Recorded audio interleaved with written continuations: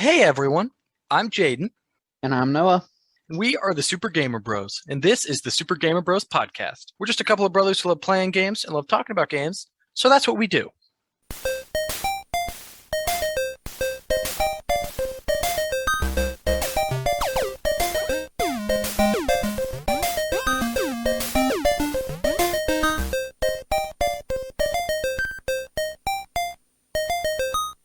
So today, Noah, we are talking about Happy Halloween. Happy Halloween, Happy spooky Halloween. season. Yep, certainly. Some people don't take their Christmas lights down until March. We don't stop celebrating Halloween until January. So happy Halloween. Today we are talking about Outlast. Outlast, I think I just said 5 seconds ago, is my favorite horror, standalone horror video game of all time. Well, you can't have talked about it 5 seconds ago. We weren't recording. We exist outside of this recording, I do believe. No, Well, we except for you, appear. I keep you chained up so you can edit. Yeah, that's all I do. Speaking of chains, you'll see plenty of them in Outlast. Will you? Yes, you will. I think Outlast was. I think it was pretty popular, but still, obviously, I'll describe it Mm-hmm. for those who don't know what it is. But Outlast is an indie game. Yes, it is. Yep. Okay, yep, it is an indie game. It is. It's It made takes. by Red Yeah, Barrels, who are they're like a Danish studio, I think, or something like that. I don't know. You can look that up real quick. But Yep. anyway, so it's a game that takes place, basically in an asylum. Canadian. Yeah, so basically it takes place in an insane asylum that has appeared to have been abandoned. And you play as a journalist. I mean, technically, it's not abandoned. Well, no. Like, Doesn't it appear abandoned? well, it appears He abandoned. thinks the player character thinks it's abandoned when they pull up, right? You think it looks abandoned, but like in the actual public eye, it is operating. Okay, yeah, I missed that part. Yeah, it's just I very. thought it was supposed to be abandoned the whole time. Yeah, Which that's is what I thought why I was too. like, why is it crawling with people? Yeah, well, I had thought initially playing through it at first, like through early playthroughs of it, I had thought it was abandoned, like it was open in the 50s and had been abandoned for decades. But I think like one of the first notes in the game or something like that, it's like it was abandoned in like the 50s, 60s, but then Murkoff bought it and like had reopened it in like 2009 again as like a hospital. So like I think technically it was open, but very much it doesn't seem that way. Right. So, what I was saying was Outlast tells the story of a reporter who gets a tip from an anonymous informant that something fishy is going on at this asylum. And the reporter goes to investigate, alone, of course. But when he arrives, he realizes that basically all hell has broken loose. Shit has hit the fan when you walk into this assignment. The instant you get in the building, it is easily apparent that everything is wrong. Is that a good description? Yeah, I'd say that works. Okay. Yeah. So I first heard of Outlast, Noah. I'm pretty sure I imagine you heard of the same place. It was all the way back in E3, I think 2013, maybe 2012, when Sony was talking about the PS4. Like the first E3 like conference, I think the first one we had watched ever, where they were talking about the PS4 and they were talking about like all the different games on it. And Sony at the time was really going all in on their support for indie games and indie developers. And at one point, they had like 4 or 5 indie games like on the big screens being shown off at once, with like people playing them, the different developers. And one of them was Outlast. Yeah, they had like, so that's when I had first heard of Outlast. And then obviously, it came out like in 2014. And it's a game that I love watching people play that game. That I think like I've played it myself obviously, and then I've like watched four different groups of people play through Outlast at like different times since it has initially come out, and just every time is entertaining. I love like I could watch anyone play through that game and it's very entertaining to watch. I completely agree. The first time I experienced the game, I think I was hesitant about buying it because I personally don't, I don't buy a lot of games. So to me, indie games, like it has to be a really good game for me to buy it because I am usually saving my few games a year for the AAA games that I love. So, but then I had watched PewDiePie, Oh, of yep, course, that was the first one that back in the day. I watched. Yeah, I watched him play it, and so I had watched like at least half of the game, the first half, and I was sold, so I stopped watching it and I waited because I was like, I want to play it. But I didn't want to pay the price that it was, so I waited until it went on sale, and then I was scared to play it, so I waited till I had a friend there who agreed to play it with me, and we took turns when we got scared. yes, you and Zach. That is correct. Yeah, I was gonna mention that too. That was because I did watch PewDiePie's entire playthrough because I don't handle scary games well, and back then we were just in high school. I was even worse than I am now. So I was like, well, there's no way in hell I'm ever gonna play this game, so I'll just finish his uh playthrough of it anyway. And then my second time watching through that game was I watched you and Zach play through it. It was like one night, like just we all stayed up and you guys took turns and beat it. Yeah, that's classic. We did that with Resident Evil 5 back in the day. That was way old, but yeah, we beat that in one night. Blockbuster Rentals. Yeah. Uh, Anywho, yeah, I agree. Like watching Outlast, it's entertaining. You can rewatch it 1,000 times and it's always going to be entertaining. But to me, there's nothing like playing it. I love that emotion, the fear, the heartbeat, the holding your breath, your skin crawling. I actually replayed through it when we decided this was the game we were going to talk about for a Halloween special in the last couple weeks. I played through it and I got all of the documents and stuff, all the collectibles, just because it's one of those games where a significant amount of the lore is found in collectibles. And it was fun. It was fun.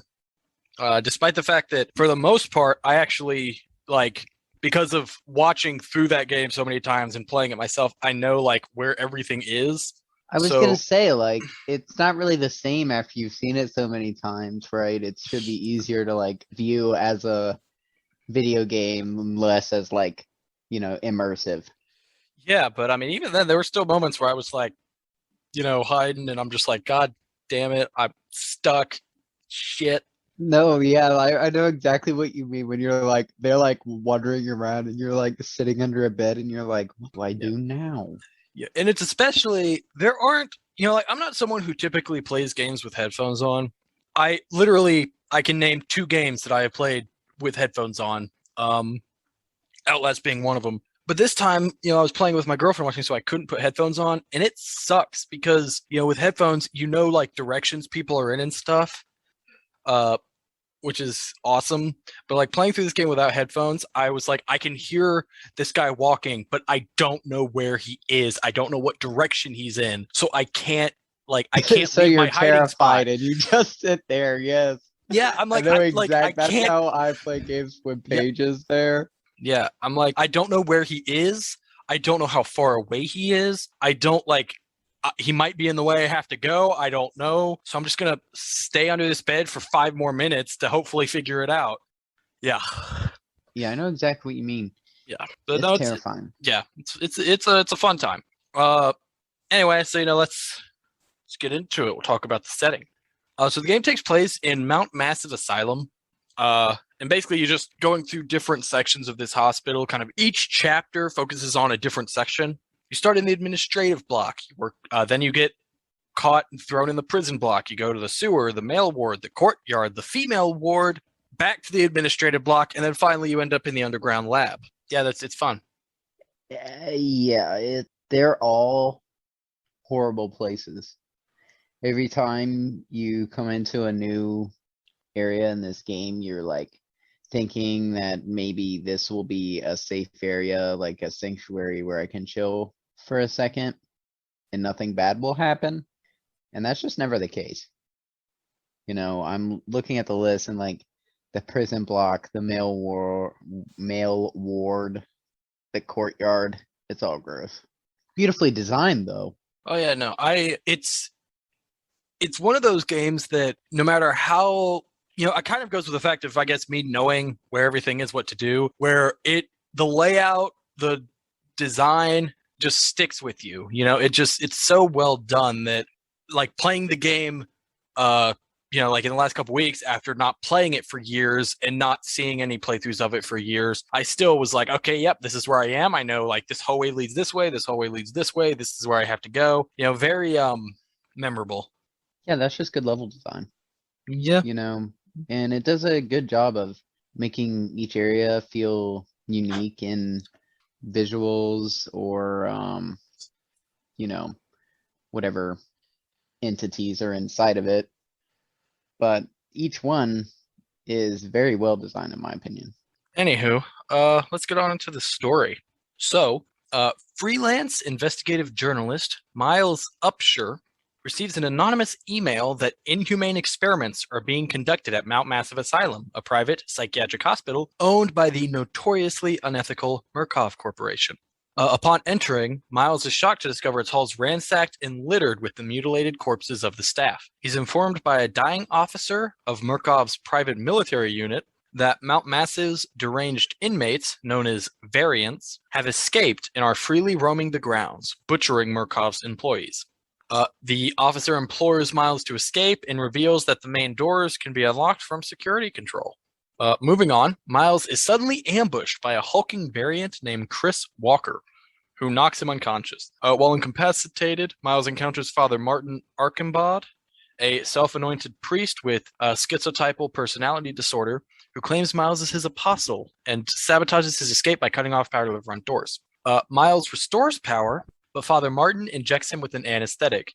He shows Miles footage of the Wall Rider, a ghostly entity killing patients and personnel alike, which he claims is responsible for the asylum's ransacking. Noah? You want me to do one? Yeah, sure. After regaining consciousness, Miles finds himself trapped in a decaying cell block filled with catatonic and demented patients. He escapes through the sewers to the main wards, pursued by Walker and two cannibalistic twins, only to be captured by Richard Traeger, a former Murkoff executive driven insane. Traeger amputates two of Miles' fingers with a pair of bone shears, preparing to do the same to his tongue and genitals. However, Miles escapes to an elevator, inadvertently crushing Traeger to death between the floors when he tries to kill Miles. That's nobody's fault. Miles reconvenes with Father Martin, who tells him to go to the asylum's chapel. Reaching an auditorium, Miles learns that the Wall Rider was created by Dr. Rudolf Gustav Wernicke. That's right. Wernicke. A German scientist brought to the U.S. during Operation Paperclip. Wernicke believed that intensive dream therapy conducted on traumatized patients could connect swarms of nanites into a single malevolent being, which is the Wall Rider. Jaden. Yep. In the chapel, Miles finds a crucified Father Martin, who gives Miles a key to the atrium elevator that he insists will take him to freedom before immolating himself, which is lighting himself on fire. Miles takes the elevator, which descends into a subterranean laboratory. Walker attacks him, only to be eviscerated by the Wall Rider. Miles locates an aged Wernicke, who confirms that the Wall Rider is a biotechnological nanite entity controlled by Billy Hope, a comatose subject of Murkoff's experiments. He orders Miles to terminate Billy's life support in the hopes that this will destroy the Wall Rider. Miles accomplishes the task. However, just before Billy dies, the Wall Rider attacks Miles and possesses his body. On his way out of the laboratory, Miles encounters a Murkoff military team led by Wernicke, which guns him down.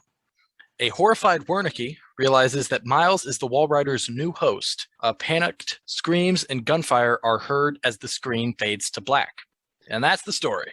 I know that most people probably don't like endings where where the main character dies after so much struggle, but I think it's kind of funny. Oh, okay. Yeah, I thought the story was really cool. Yeah, I Um, mean, it's like you said, most of it has to be found by digging, but a good amount of it is picked up just from like characters' interactions, mhm.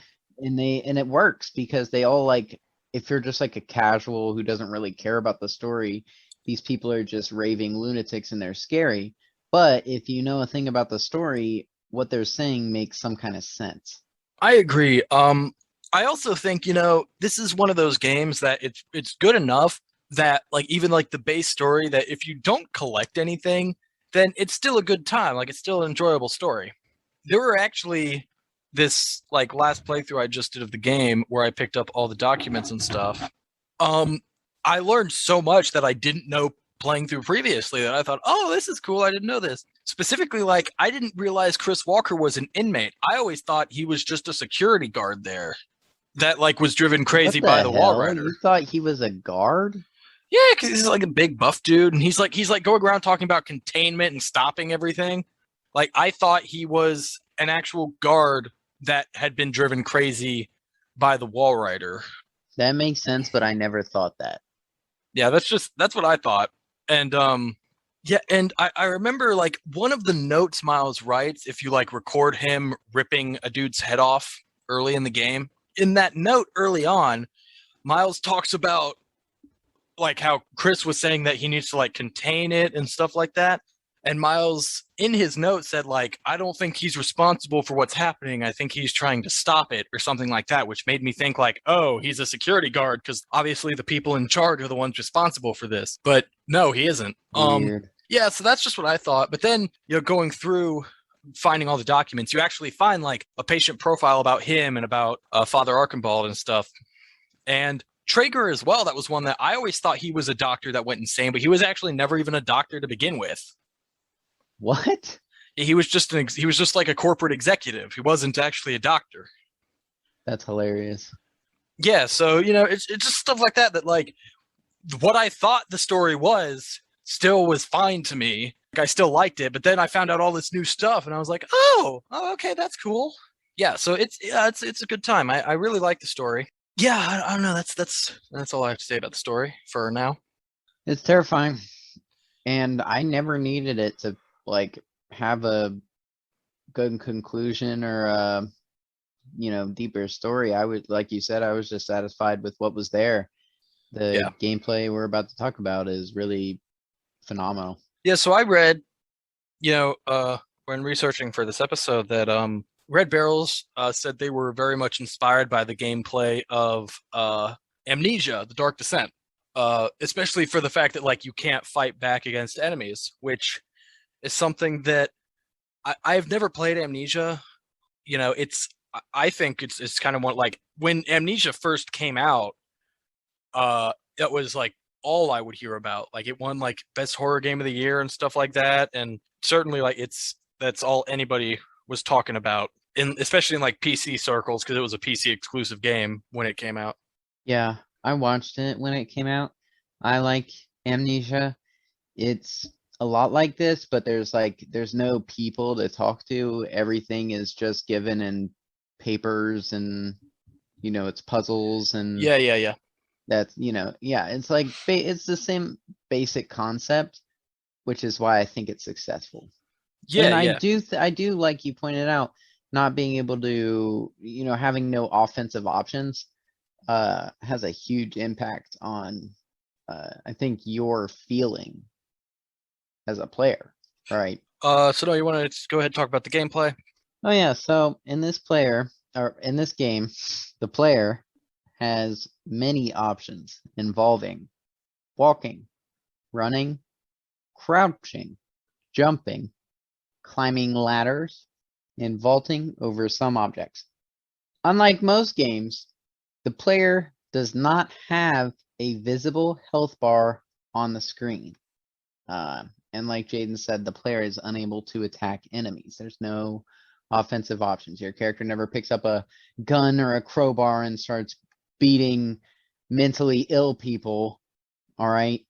No, the player must instead rely on stealth tactics, such as hiding in lockers, sneaking past enemies, staying in the shadows, and hiding under things like, beds to survive.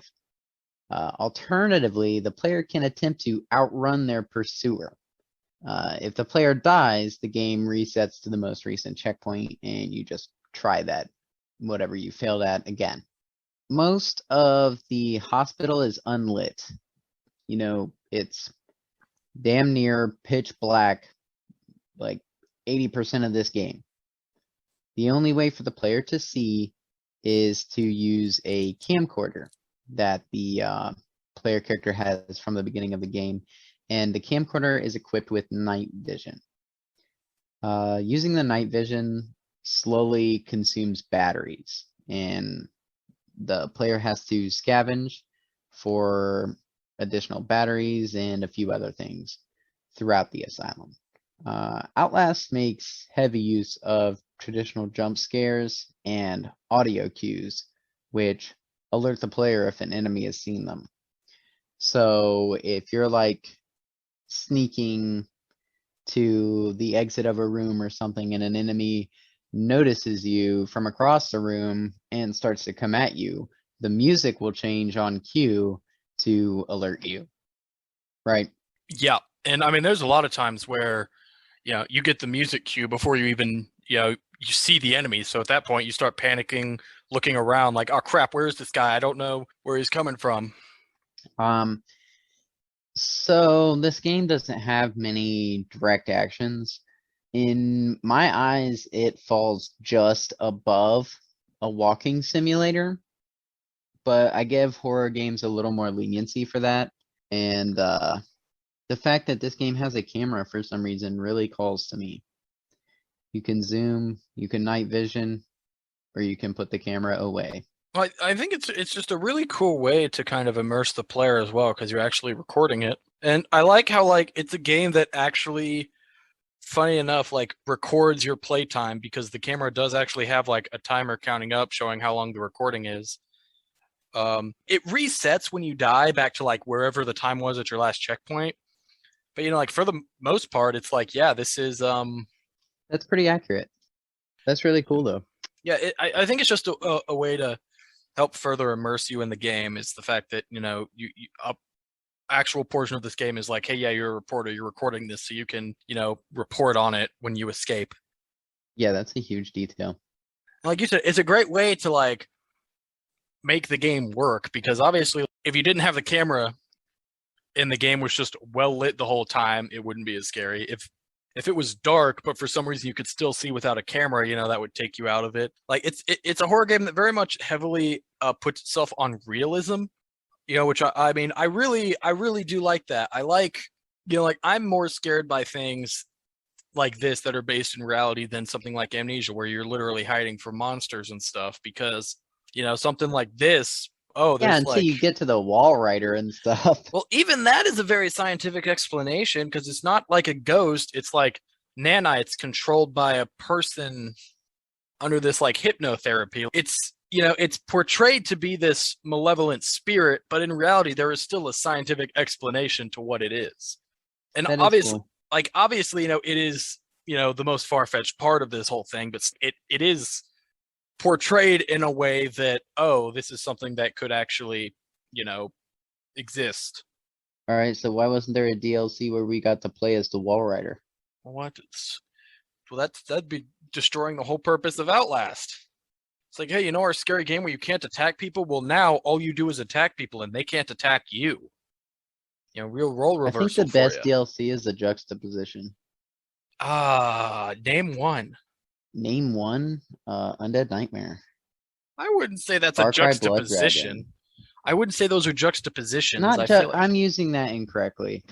I don't know, just two things that are, like wildly different, but not opposite. I guess, yeah, but I don't. Nah. They still flip the script. I mean, yeah, I guess. Yeah, it was also really funny. This was, I think, the first game in terms of gameplay that we've done. I'd have to go back and check where, normally in gameplay I have my two large sections for gameplay are combat and traversal. And in a decent number of games I've like deleted traversal as a conversation topic because it's not something to talk about like in Teenage Mutant Ninja Turtles, there's not really like traversal isn't really a big aspect of that game. Whereas like in Spider-Man, True, obviously it's but very huge. we didn't talk about the horrible jump mechanic and how that, like, those challenges can be difficult sometimes. How about Ninja Turtles? Yeah. Well, no, but I'm saying like, I mean that's fine. Like, um, but it's still like traversal itself. I feel like wasn't needed of its own topic. This is the first game I think where I just deleted combat because it isn't a thing. That's so funny. Yeah. Anyway, moving on. I use the term puzzle solving lightly here because I don't know another term that could necessarily describe it. But much of the gameplay, kind of in each section, involves searching a given area for switches or a key or another item of interest to gain access to different parts of the asylum. Yeah, that's pretty much what the game is. They do a great job of it. It never feels too long or too tedious. And it's never complicated. It's never, like hard to understand. Yeah, yeah. I agree. Yeah, I think it's very, makes sense. You're never looking for something really weird. Like this doesn't make sense that I'm searching for this thing, and then at the same time, it all makes sense. Right, you're searching for like a gear for a pipe in the sewers or something like that. Like that makes sense. Yeah. Yeah, and this game, the game is kind of split in two sections where you have the moments where you're looking for stuff while being hunted by an enemy, and then kind of like transitionary moments where you are just walking around and there are moments in this game because you had mentioned it earlier that like you're never safe, but there are moments in this game where people will not attack you and you're by yourself just going through this asylum, but it never feels like that. Like you never feel safe even when you're in an instance where like I know from playing this game multiple times, watching this game be played multiple times, that in this spot I'm standing, nobody attacks you, nobody will ever attack you. But I'm still like, I don't want to stick around here. I want to move on to the next section because you just don't feel safe. That's a very good observation. Yeah, like the only times I feel safe are when I'm in vents because enemies don't follow you into vents. Vents. Yeah, sometimes you climb in air vents. Yeah, that's true. Like a few times, maybe. Yeah, no, it's not a lot, but it's there. Yeah, that's the game. I don't know, that's pretty much what the game is, and it's fun. I also was surprised when I played through it this last week just how short it is. Like when you know everything you have to do and you know everything is like I think it took me like 2 hours and 15 minutes to beat the game. That's crazy. Because I only died I think twice my entire playthrough, so that was not too off in terms of having to reset and losing time. Yeah, it is. I mean, it is certainly a game you can finish in one sitting because I did finish it not in one sitting, but like I did chapter one day, did chapter two another day, and then just played through the rest of the game in one sitting. So it's one of those nice one sitting games if you're looking for like, spend an afternoon hating life. Well, that's really positive for our listeners. Oh, it's scary. Yeah, but to me, it's hating, a good feeling. Hating virtual life, not hating your real life. That's just hating the virtual life you're living. Like, man, this guy can't catch a break. That's true. I actually didn't know that part about the camcorder. What part? Where you can record things. Oh, the collectibles? Yeah. Yeah, this one, it kind of tells you in passing, So there are two types of collectibles in this game. There's recordings and documents. Recordings, you have to use your camera, and if you record a specific event with your camera, Miles writes a note about it, and it basically is kind of his thoughts on what's currently going on. That's really cool. Yeah, there's 31 of each collectible. I love the recordings. They're really cool. The notes are fun to read. It's fun, like as Miles is initially writing, he's very like, he's a reporter. He's very like, thorough, just the facts. talking about stuff like, oh, like I see this stuff and I see this stuff and I see this stuff. Like, man, this place is crazier the further I go in. And then as you get like further on, his notes just like one of his notes is just like, man, this place, it, I hate this place. I can't wait to get out of here. That's funny. It's like, and then like at one point, like he writes one note about Traeger where he's annoyed because Traeger cut his fingers off and he's complaining about that. And then after Traeger dies, if you record his Traeger's dead body, and literally he writes a note that says like how to make Traeger juice. Step 1, squeeze, and that's the note. Damn. Yeah, That's it's really cool though. That's yeah, like it's really an cool. immersive collectible. Yeah, like it very much ties in the immersion of like, man, yeah, you can tell like I hate this. Well, so does Miles. It's really cool. And then the documents, which offer backstory and other expository information about the facility, including pages taken from diaries of patients and reports from the staff. You learn a lot of stuff going on about how patients are treated. You can also, it's funny, kind of like how The Last of Us did it. There's like a few documents that actually do kind of tell little stories. Like there's one story of like a orderly there that's talking about how like, man, like people are being mistreated here. Like this is bad. If like I don't like this, like please transfer me to another section or like I'll be forced to resign and tell the press about this. And then later you find a note from Traeger that's like, yeah, hey, this guy, he is resigning. Also, he's being committed to the asylum for issues, like just how they're, hushing everybody up and stuff. That's crazy. Yeah, I yeah, had no really. idea. Oh yeah, like there are a few like that, and then just like, for example, like Billy, the guy who like is the host of the Wall Rider in the game. Like, what's his last name? I'm totally blanking on that. Spanking. Shut up! I'm deleting that.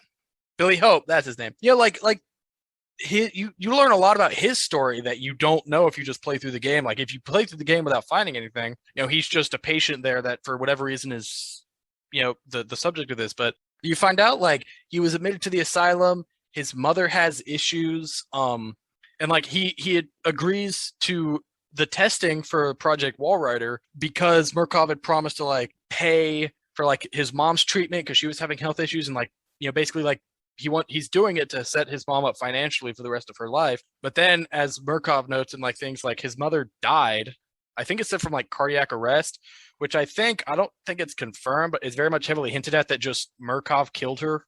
God damn. Yeah. So that's like he's like Billy is actually a very sad figure because he was doing this for good. And then obviously there are a lot of patients that like went into this asylum because it's an asylum actually seeking help that now are being abused by Murkoff. And there are like like I said, there's that orderly, and there are other like there's one note that a doctor writes about Father Martin, who like is like, hey, like you guys took away the arts and crafts program and his finger painting is really helping with his psychotic episodes.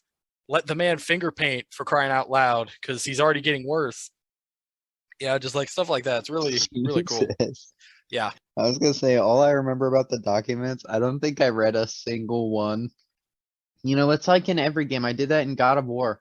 In God of War, I collected everything and never read any of it. I always collected them all, and I'm like, I'll just like read everything at the end, and then I always forget to. Yeah, Anywho. I very much do that 99% of the games I play through. But when I was playing this, I was like, I'm gonna read them when I get them because I wanna find everything. Okay, that's true. Yeah. So. But the only thing I remember about it is the cool animation when he picks them up because he like snatches them. Yeah, he does do that. Yeah, I also like when you open doors, you can like hold square to like slowly open them so it's not loud and stuff. And you can like look into the next room you're going in. But then anytime you close doors, he just slams them every single time.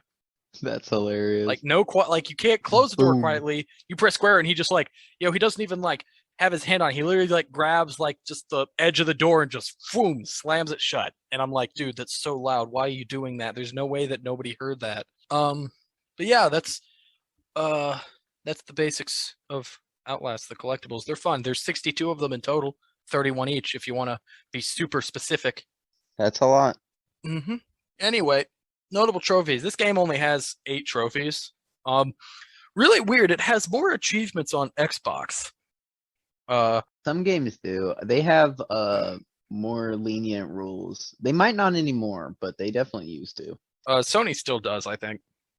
Really? Yeah, I'm pretty sure they do. Like, I feel like the only rule is there has to be a platinum trophy, but there's certainly not a minimum number as far as I'm aware.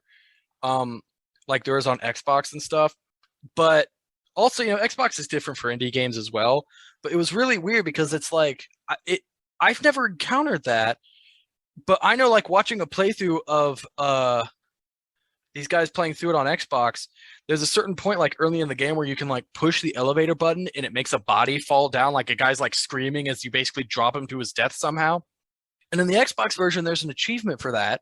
And I did it when I was playing through, and it like the trophy didn't pop, and I was like, well, what's this? Like, what is the game broken or something? Did I miss it somehow? What's going on? Do I have notifications turned off? And I looked, and there's literally just less. Like that trophy doesn't exist, even though it's on the Xbox version. And I don't know why, because I assume the two lists, 99% of game developers, when they make lists, they make the list on whatever console they're making the game on, and then they just copy the same list onto the other console. So yeah, that's really weird. That is weird. Yeah, but either way, only really one notable trophy. Lunatic finished the game on insane mode. Now, Noah, insane mode is really, really, really annoying. I do not have this trophy, and I doubt I will ever attempt it because the game has like 4 difficulties. There's like easy, normal, hard, and insane. There might actually even be like a 5th one in between hard and insane called, something like crazy or something like that. We're very hard. Yeah, something like that. But basically, insane. So you have like, let's say hard, whatever is right below insane. In that difficulty, you can only carry 2 batteries at once, which is not a lot. Enemies kill you. The like larger enemies like Chris Walker and Traeger kill you in 1 hit each. Smaller like random inmate enemies kill you in 2 hits. And I'm pretty sure you have less checkpoints. Right. But don't quote me on that because I'm not sure. Insane mode is the exact same thing, but with permadeath. Damn, that's hard. Yeah, so if you die in insane mode, you die, the screen fades to black, and it fades back in, and you're miles looking at the asylum. Like when you first gain control of them. I don't like permadeath. Neither do I I. say that, but I really felt like an Arkham game, I think, had a permadeath or something like that. And I was Arkham- like, I really feel like I could do that. Arkham Origins does. Yeah, I really feel like in some games a permadeath is not that hard because you can just master them. But then there's always going to be segments like an awkward jump and then you're dead. It's stupid. Yeah. No, I agree. Yeah. Like I said, even playing through this game, I only died twice when I was getting all the collectibles, but that was playing on normal, so I took a lot of hits that I just could, that you cannot take when you're playing through on insane mode. I know, like, especially I think before an enemy discovers you for the first time, their patterns, like their walk patterns, are very much the same. So I think you can like memorize that and potentially just run through the game. Like I think I have seen videos of people doing that, like a kind of speed run, I guess you could say. But still, I imagine just the pressure, I would not be able to handle it. Yeah, no, I would never attempt that. Yeah. Insanity. Yeah, insanity. Yeah, it's straight up Here's insanity. something random. This is a cutaway thing. Did you see the Elden Ring gameplay? No. There's Elden Ring gameplay, like 15, 20 minutes of it. Cool. It's a walkthrough. It's really cool looking. Yeah, it also looks like it has easy co-op. Oh, interesting. It's the next From Software game, right? Yes. And I think it's like George R.R. Martin helped with the story or something. Christ. He put his hand on something just so, his name could be on it. I don't know what. They haven't said, obviously. Well, but I don't know why he's doing that. It's not like he's busy. Right. He should be. Still got 2 Game of Thrones books that haven't, well, I guess Song of Ice and Fire books that haven't come out yet. Ooh. And that series is never going to get finished. He is going to die before that's done. Jesus. You got to cut that. Okay. Can't talk about the Martin dying. Okay. We'll have hate. Okay. Well, yeah. Our viewers will amass in hate. Yeah. The 15 of them. Okay. I don't know. I mean, seriously, man, it's been like what was I 15 saying years since the last book. Oh, yeah. So this gameplay came out and but I signed up to try the beta or alpha or whatever because they had signups, and I thought I would get it because not many people have PS5s, right? I didn't get it. I mean, that's not true. PS5's already sold millions. But listen, Yeah. I didn't get it, and then I saw PlayStation Access posted a video about one of the girls is playing it because she got it, and I was like, damn it, Jaden. Well, no, I'm guarantee you one of them got it because they're the official UK PlayStation channel and they gave it to them. That's what I'm saying.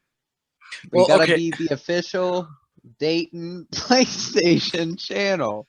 Okay, yeah, we'll get right on that. We'll contact Sony.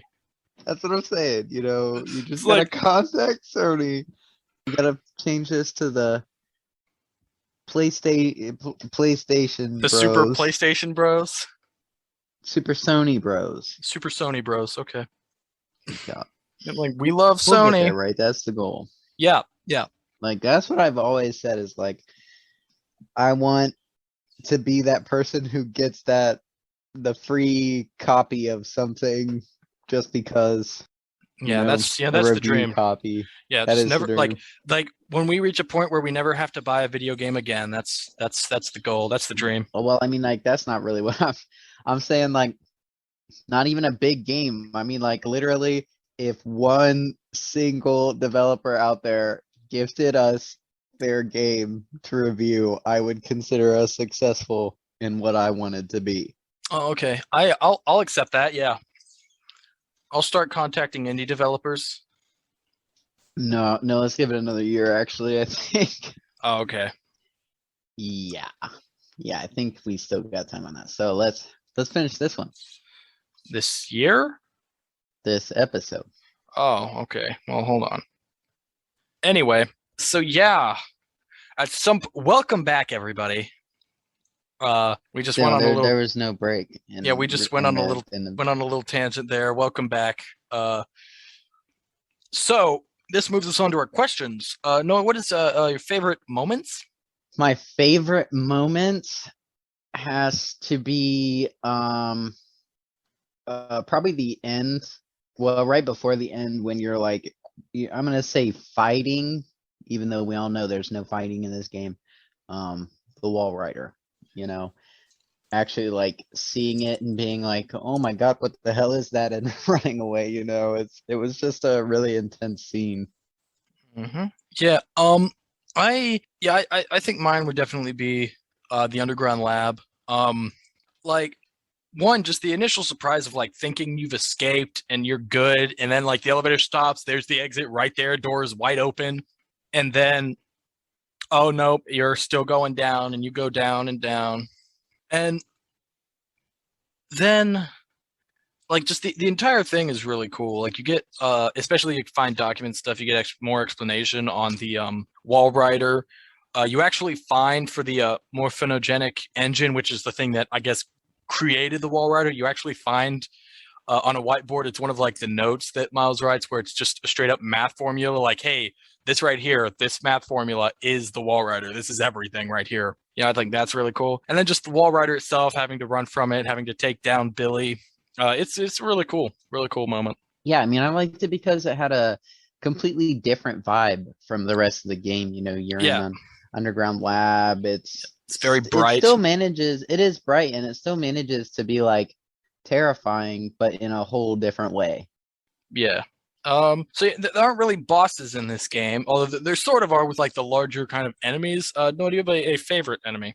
Yeah, I do, but I'm gonna say my second favorite one because we share the favorite one, and I'll just let you say that. But my second favorite one is Walker. Of course.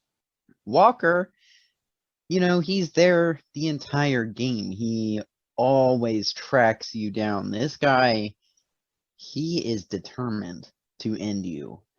And to me, like he was the main boss of the game because it was like distractions until we get back to him and he's chasing us again, and I knew that from the beginning we had no hope of ever like killing him. Yeah, no, I mean he's literally the first enemy you encounter on he's all the way up until the end when he's killed by the wall rider in the last chapter of the game. Yeah, see, he lasted a long ass time. Hmm. Um, yeah, mine and yours as well. Richard Traeger, Dr. Traeger. Man, this guy is just awesomely insane. Like just the way he talks is just so funny to me. How like just nonchalant he is about everything while he's doing all these crazy things. And even like as you're like hiding from him and stuff, and he's just talking about random stuff, and then like he sees you, and you get this huge, like the kind of like scary high note of oh crap, you've been caught, and like he's talking while that music starts, and he's just like oh hang on, buddy, I'll be right with you, and he starts chasing you and stuff like that. Like I just love his attitude and how memorable he is, especially for how um like it was something again like with how long it had been since I had played the game and stuff that in my mind he was always a big part of the game and he was later in the game, but you literally like fight him at the halfway point of the game. Like you fight him in chapter 4 of 8 chapters, and especially like if you breeze through that part, without taking too long, like you can do that whole part in like 30 minutes or less, and he's still just such a memorable character from that small amount he's in the game. I completely agree. And I was gonna say, it's like you said, the thing that sets him apart is he talks a lot. And a lot of the other characters in this game don't talk, or it's like rambling nonsense or like guttural sounds, maybe whimpering here and there, but mostly they're just quiet. It's off-putting in and of itself, but Richard Traeger is memorable to me because he says a lot. And what he says is funny, it's weird because it's funny and it's scary at the same time. And I think it just plays a lot with emotion. Yeah, no, I agree. What we didn't like about the game, Noah. Hmm, I'm thinking, you say your thing. Okay, my thing. I know you had mentioned it earlier. The end. I think there is not a single character in all of gaming who deserved more of a happy ending than Miles Upshur in Outlast. Just with all the shit he went through and everything he had to do, like, and just to have him get mowed down at the end was like, oh come on, man, just like come on, let him have this. I declared devil's advocate. He got the ultimate win because he became the wall wall rider, I don't know. didn't I he? think sort That's of, what that yeah. means. Yeah, I'm pretty sure. Yeah, so if we can agree on that, then that means he's not really dead. I mean, I don't know. I think he just probably wanted to escape and then, make I millions off get of his that. You're story right. about You're right. He Murkov and did go into not early want to retirement. become the wall rider, but he was, he was already the protagonist. He might as well be a super powered protagonist. Yeah, sure, okay. Just, I'm just playing devil's advocate. yeah. The end, that's fair. Like I said, I understand that. I thought it was kind of funny. Just because it doesn't matter. He served his purpose. We're not gonna play. I didn't think we'd be playing Outlast 2, but that's another story. Uh, what I didn't like about the game. Yeah, I guess it's length. You just think it's too long? No, I wish it would be longer. um, Not like 100 hours, but a free roam AAA horror 100-hour game sounds really cool, but that's another game. I'll write that down. We'll put that in our letter to Sony. yeah. Uh, we could be video game writers. I've talked about that. Oh, okay. Come up with game theory, Yeah, okay. have other people design it. Yeah, we'll talk about it. No, but Yeah, I'll get Neil Druckmann on the phone. He could probably hook us up. yeah, I Um, guess I just do wish it would be a little bit long. Not like I said, not like too much longer, but just a little bit. Maybe another couple, like Asylum twisted maps, okay. Yeah, Maybe I something like a yeah. cemetery or something, like something weird. I can see that.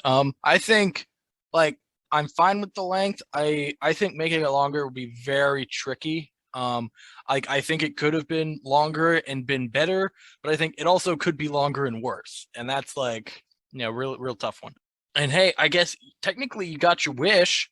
Replayability. Yeah, it's replayable. Yeah, it's fun. Like I said, it helps that it is shorter.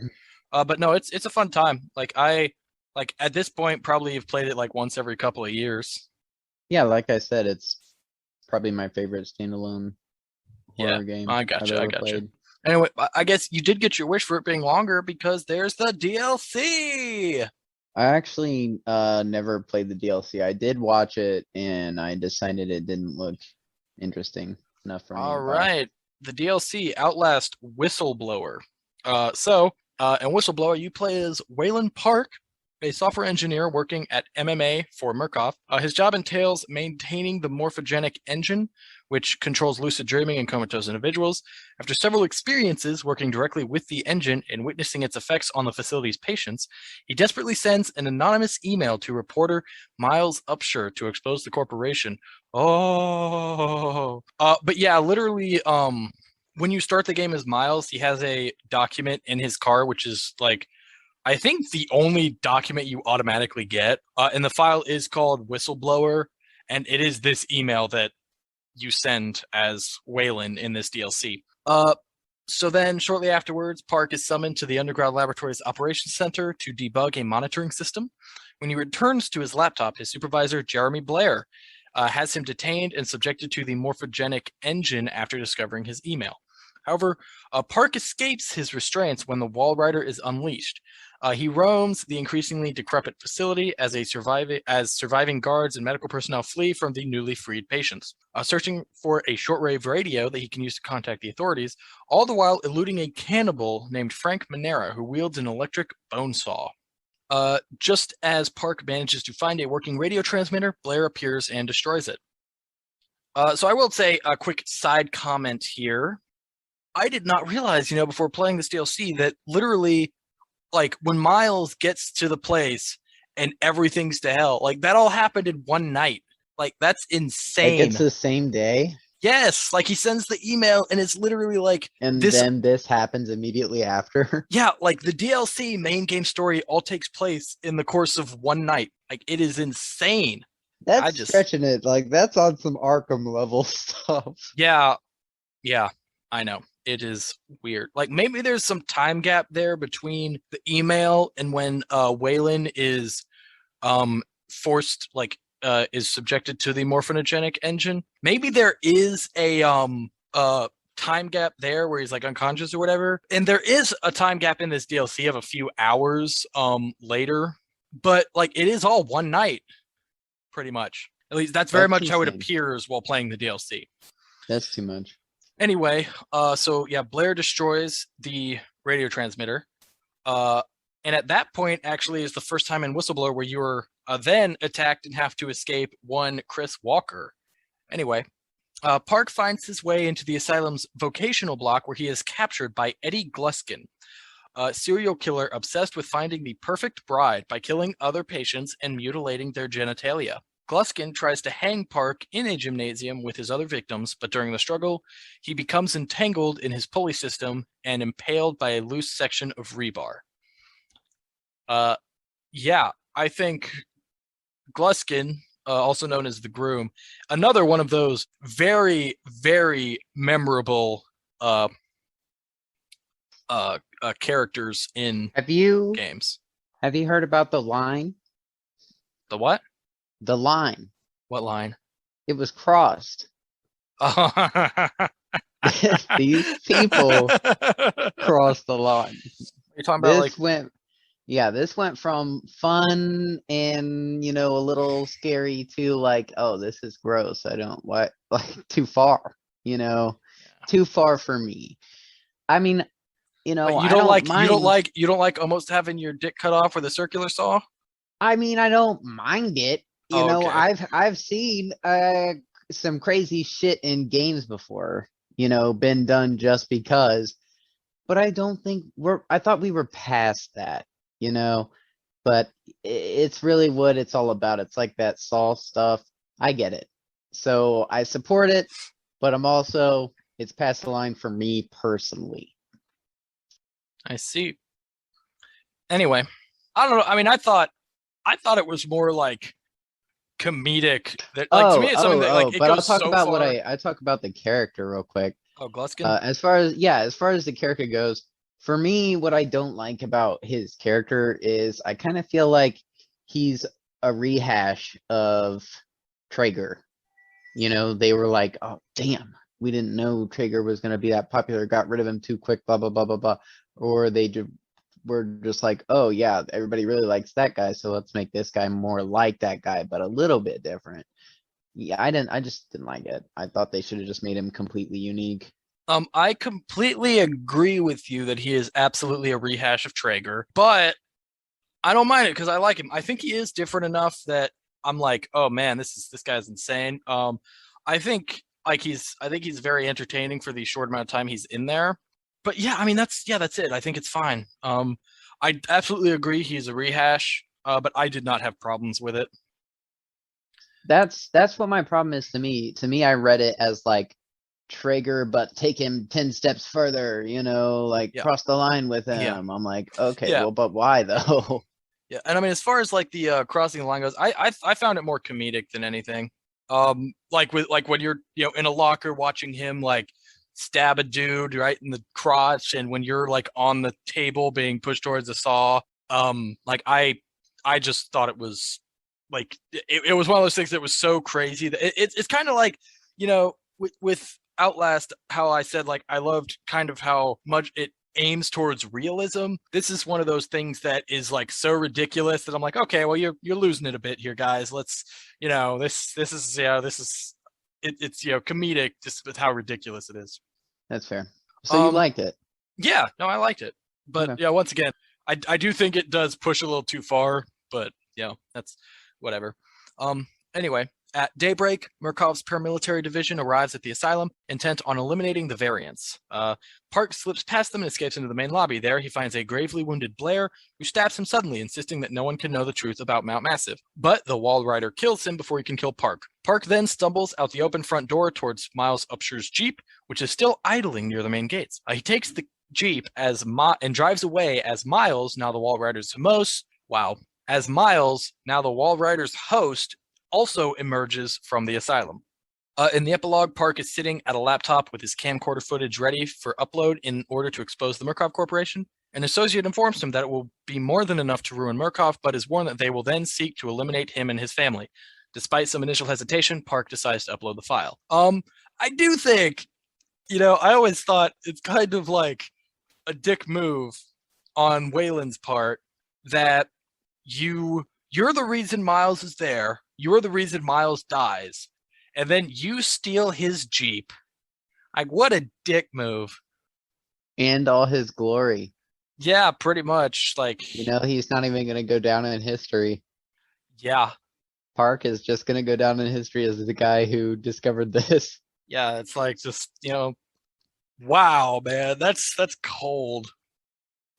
But Miles is a all-powerful being now. Yeah, yeah. Yeah, and that's also the only time you ever actually see what Miles looks like is at the And end what of is the it? DLC. I mean, it's weird because he also looks very ghostly because the wall rider and stuff, but like, the entire game's in first person, you never actually see Miles. So like that's the only time you actually see his appearance, which is interesting.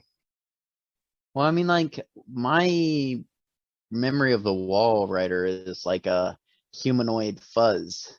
It's like humanoid skeleton kind of fuzz thing. Yeah, I can agree with that. But when like at the end, when he's standing on the door of the asylum, it's the wall rider, he still has that kind of fuzzy appearance, but it is Miles' appearance. That's Um, cool. yeah, so like I said, it's the only time you ever actually sort of see Miles in the game, which is cool. But yeah, I mean, gameplay wise, it's the exact same, just shorter. And like you said, it kind of is a rehash, but I don't think it wasn't a big asking price for the DLC, and it's a fun time. I enjoy it. But anyway, that's the DLC, and that's Outlast. Great game. Great, great game. Um, I don't know. You have anything else to add about Outlast? No, I guess if you like scary games in any sense, you should definitely play Outlast. Okay, I can agree with that. So now, it's time for the indie bit, the bit where we talk about indie games. Yay! Today, we are talking about Layers of Fear. Noah, I believe you bought Layers of Fear. I did buy Layers of Fear. I think I had literally just finished playing Outlast, and I was like, oh man, that game was awesome. I need more scary games. And then I realized there's not that many. Not that many good ones, you know. But Layers of Fear, I'm sure you're about to spiel, but I thought it was one of the better ones for sure. Better ones? Yeah, one of the better horror games available. Oh, yeah. Do you want to give a synopsis? I mean, you can give a synopsis. Maybe because you don't know it. I mean, I can tell you the gist of the game. Okay. Well, yeah. Basically, the synopsis is you were playing as this artist who he was like in the like Victorian era, England, I think maybe. I don't know. I don't think it's ever specified. Basically, you're in his home, and he was an artist who, had glory days of his past, but hasn't been, he's kind of been going insane, and his paintings aren't being sold. He's poor. His wife left him. That's not true, but that's what I assumed at the beginning. I don't know how much I want to talk about the story without giving away like spoiler stuff like that. But yeah. So basically, he's trying to finish this masterpiece. And that is the purpose of the game. Is you're basically finding like what he needs to finish his masterpiece, as he is also just slowly losing his goddamn mind. Excuse me. The gameplay, I suppose you could say this game is a walking simulator. As far as if that's what you want to call it, I wouldn't call it that. But Layers of Fear, as I did research when I was playing through it a few years ago on Halloween times, is heavily inspired, like the developers heavily inspired by PT. So it's basically like a full game version of PT, if everyone remembers PT. I myself never played PT, but I played Layers of Fear. But basically you just like are traveling through different rooms, sometimes interacting with stuff, and you have to find these tools needed to create his perfect painting. Noah, did you like Layers of Fear? I assume you did. No, I All right, I actually thought did so. not. Oh, okay. What you just said that you assumed that I did. Yeah, I didn't. Oh, but anywho, I just remember when I first played through it a couple years ago, I just mentioned to you, oh yeah, I'm playing through Layers of Fear, and you were like, oh. yeah, I mean, like I like these kind of games in theory. I liked PT, but I like it for other people. I like that other people enjoy it, but I personally do not.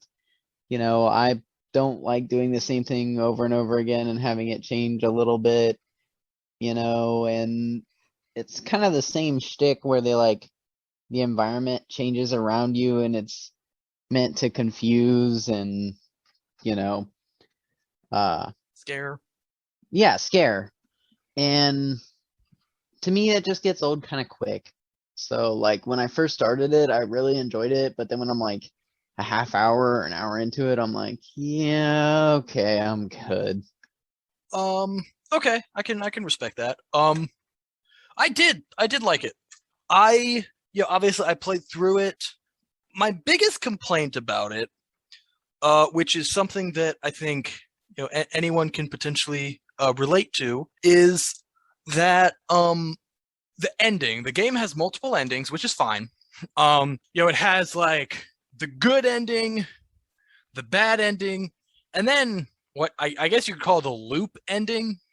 And the difference between those three and how you get them is just insane. To get the looped ending, which is like the standard ending, if you play through the game blind, that is the ending you will get. I am sure of it. But then with the good ending, to get it, you have to, one, find every single collectible, which some of them are really well hidden, and two, like, you can't ever die in the game. It's one of those things that I did get the good ending, because I did actually 100% complete this game, got all the trophies. And it's something that, like, literally I'm following a step-by-step guide that's like, okay, when you enter this room, the collectible's here, then exit through this door, and then go back. As soon as you enter this room, just turn around and leave. Don't walk any farther in, all this stuff. And it's like, my God, it's just so, like, intricate that I'm like, praise, like, applause to the person who did this without a guide by yourself. I don't know how you did it. It's just insane. And yeah, but I mean, the gameplay's fine. Like, it was fine. I do think the voice acting, because the artist you play as is there is voice acting. It's a little weird and out of place kind of feeling. Like, admittedly, I thought the voice acting, anytime there was voice acting, was kind of a distraction. But I thought the concept was cool, and yeah, that's it. I just thought it was fine. Yeah, I guess that's all I have to say about it. And now it's time for the Indie Bit, the bit where we talk about bits of indie games. Noah? No, I can't hear you. Noah? Yeah, sorry. Oh, you didn't laugh at my joke. I got concerned. I'm sorry. Wait, I'm sorry. There was somebody knocking at my door and I was checking it. What was your joke? I just said now it's time for the Indie Bit, the bit where we talk about bits of indie games. Oh, wow. Because this game had DLC. What? I thought it had a sequel. No, it does have a sequel, but it also had DLC. Oh, God. That's the DLC. The DLC is called Inheritance. Basically, you play as the artist's daughter, going through, like, the decrepit ruins of the house, like, 20 years later. And that has, like, a good ending, a bad ending, and a hidden ending. I did get all three of those endings. And as well, like, it's very much the same, very intricate. You're a tryhard. Yes, I am. No, I think the DLC I actually enjoyed more than the original in terms of gameplay, because the DLC, one, it was a bit harder, because two, it was way more open. Like, there are parts of this game where you are literally just all out in the very open, where you have to find, like, all of these collectibles. They're not, like, you need them for the game, I guess. They're not collectibles, but you have to find a bunch of these different items, and it's very much like you do what you want. You go wherever, and you can find them in any order you want. It doesn't matter. And yeah, I mean, that's it. It's, whatever. Huh. Yeah, I'm assuming you didn't play it. It was fine. I liked it overall better, I think, than the original game. Just because it was a little bit different. Because I had to play through the original game, like, I think 3 times or something, because getting that perfect ending is just very crazy. But yeah, the DLC, obviously it's way shorter, so it was, like, way easier to go through. But yeah, I did like it was more open. It was a little more different compared to, like, the original. Interesting. Anyway, Noah, what's our next indie bit game? The next indie bit is Shovel Knight. Whoa, that's crazy. Yeah, it's almost like we've been playing it for a while. Whoa, that's crazy. So yeah, next indie bit is Shovel Knight. That's exciting. I'm excited to talk about Shovel Knight. Good. I don't know. I walk away from it with a gross feeling in my stomach. What, Shovel Knight? Yeah. Okay, well, I'll edit that out. Oh. Anyway, I don't know. I don't want to give too many opinions before we talk about it. No, I'm just kidding. You shut up. Oh. Anyway, yeah, don't forget, new episodes every other Monday. Rate and subscribe. Tell us if you like our show, or tell us if you don't, and tell us why. Tell your friends and enemies about the podcast. And you can go ahead, follow our Instagram, the Super Gamer Bros, for updates on episodes. And you can subscribe to our YouTube channel, Super Gamer Bros, all one word, every word capitalized with a period at the end, if you want. I mean, so far, it's just all of our episodes are on it. So it's just, I guess, if you prefer watching / listening to the podcast on YouTube versus podcast service, then that option is available to you now. One day soon we might have other stuff on there though. One day soon, but yeah, I guess if you want to see us do other stuff, also subscribe to our YouTube channel. I don't know, Noah won't tell me what he has planned. Yeah, so subscribe to that. And yeah, we'll see you guys next game. Bye.